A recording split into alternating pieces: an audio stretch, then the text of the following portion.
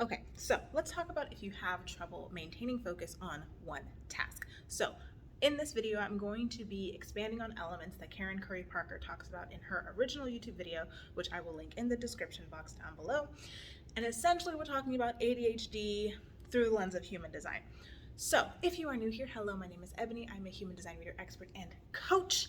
Today we're talking about the ability or lack thereof to focus on one task. Now, if you are interested in learning about the blue things on this side of the board, I have a free resource library down below because I've already covered these things in previous videos, which I can link in a card. But if you want just, an easy reference, you can go ahead and click the link in my description box and get access to the resource library that has all of this information. Today we're going to focus on the things in red on this side of the board, starting with gate 9. So gate 9 is the gate of eye for detail, right? It's having the details laid out in front of you, really being able to dive into something, but diving into the details. We're talking about deep dives, right? Rabbit hole type shit, okay? This gate is in the sacral center. So the thing about if you have this gate defined, yes, it makes you very good at having an eye for detail, and it makes you very good at single tasking, but it also runs the risk, if you don't have the connecting gate, you run the risk of going a little bit too deep. So you hyper focus on things.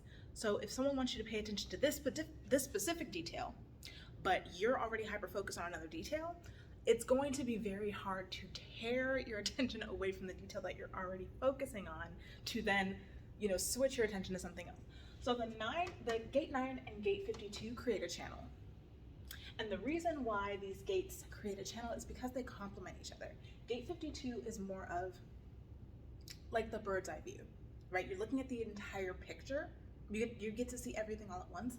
With gate 9, you're honing in on the details. But if you only have gate 9, hello. You can hyperfixate on details, but it may not be the details that someone else wants you to hyperfixate on.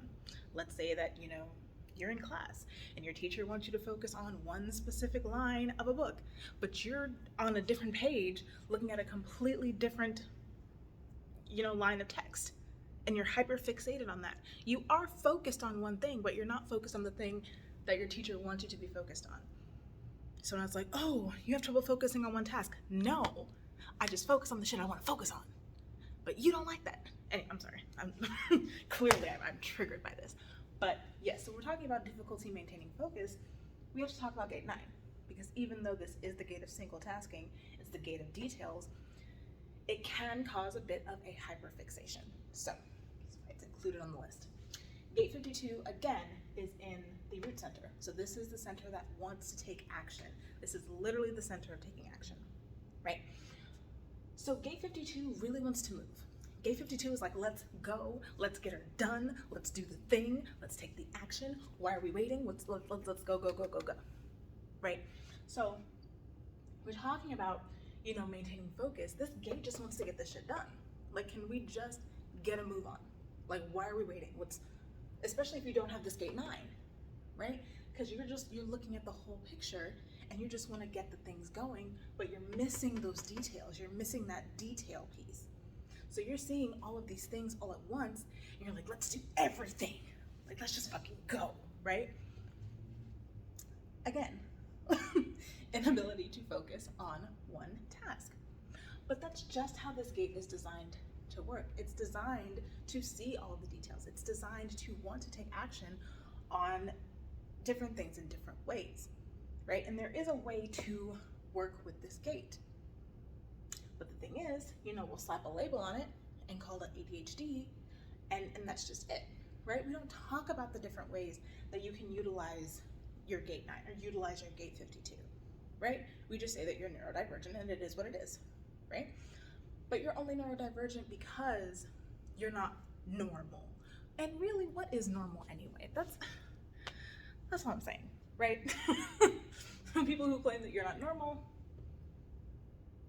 right? But that's just how you're designed to work. And there's ways to work with that, right? Okay, so I'm getting off topic. Moving on to gate 36. Gate 36 is the gate of emotional transmutation, and it is in the emotional solar plexus center. This is emotional motivation because don't forget, the solar plexus is a motor center. It generates energy. It's your emotional awareness, but it's also motivation. It also, emotions are energy in motion. They want to move. So the thing with gate 36 is that it wants to experience things. You have the ability to help others work through their emotional trauma because of the depth of experience that you have had with your emotions.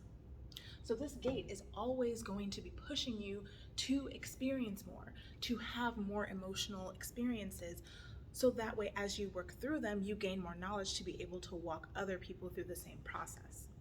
So this gate wants to experience. It really wants to go and do the things. Very similar to the 3 line, which we talked about in my previous video. It wants to experience. It wants to move. Especially being connected to the solar plexus, which is a motor center, it wants to go. It wants to experience things, especially very high emotional states, right? Or even very low emotional states, because there's so much potential for growth and insight and creativity in those lower emotional spaces. And that's what this gate is looking for. It's looking for the experience that's going to teach me the most, right? So just focusing on one experience or just having, one experience at a time, this gate's like, can we move on? Like, have we not? I feel like we've milked this horse. You cannot milk a horse. We've milked this cow for all it's worth, right? So again, now we're like, we just want to move. We just want to, we want something new, right? Speaking of new things, we also have gate 53. Gate 53 is the gate of new beginnings. Gate 53 is in the sacral center as well. Pleasure, motivation, life force energy. This gate wants to start new things. It actually gets, I'm gonna say it gets off on, but starting new things, starting new projects, that is really where, this is also where we kind of get the, the classic, what's the word I'm looking for? Description of the manifesting generator who has all these different hobbies and ideas and businesses, right?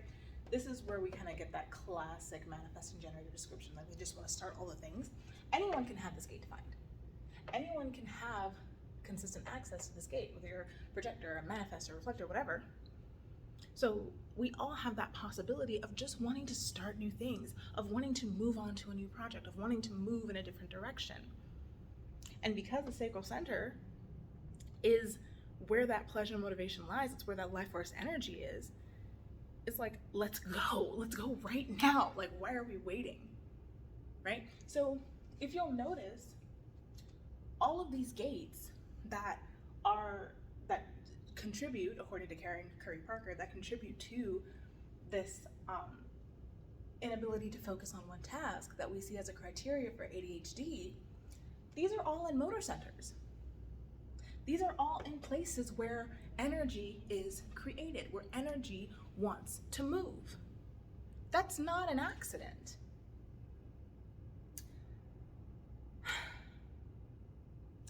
People are meant to operate differently. We are all unique. We all have different ways that we express ourselves, that we express the things that we've learned, that we teach, that we speak, and that we focus. Everyone's focus is different. So when we're looking at human design, we're looking at ADHD through the lens of human design, I'm really saying that there's nothing wrong with you. There's nothing wrong with you, right? You operate the way you operate for a reason.